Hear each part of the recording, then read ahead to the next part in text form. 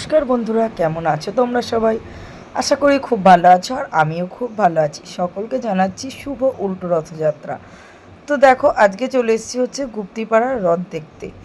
তো তোমরা কে কে গুপ্তিপাড়ায় এসছো অবশ্যই আমাকে কমেন্ট করো। আমি কিন্তু প্রথম আসলাম। প্রথম বলতে অনেক ছোট্টবেলায় একবার ঠাকুমার হাত ধরে এসেছিলাম এই রথ দেখতে। তো সেই কথা আমার এখন আর মনে পড়ে না। তো এত দিন বাদে আমি আবার রথ দেখতে আসলাম, তো আমার তো খুবই ভালো লাগছে। আর দেখো, এখন হচ্ছে রথ থেকে রথ টান হয়ে গেছে 4টের সময়। তো এখন রথ থেকে জগন্নাথ, বলরাম, সুভদ্রা এদেরকে নামানো হচ্ছে। ইনারা এখন যাবে হচ্ছে যে বাড়িতে। কারণ আমরা জানি, যতটুকু জানি যে প্রথম রথে মানে সোজা রথে যায় জগন্নাথ হচ্ছে মাসির বাড়িতে বেড়াতে। তো 7 দিন পর আজকে ফিরছে নিজের বাড়িতে। তো বহু দিন পর আবার রথ দেখতে আসলাম, এই গুপ্তিপাড়ার রথ।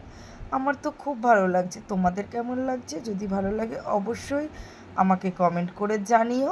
আর আমি যতটা পারলাম তোমাদের সঙ্গে শেয়ার করলাম।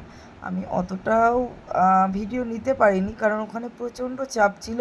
আমি যতটা পেরেছি তোমাদের সাথে শেয়ার করেছি।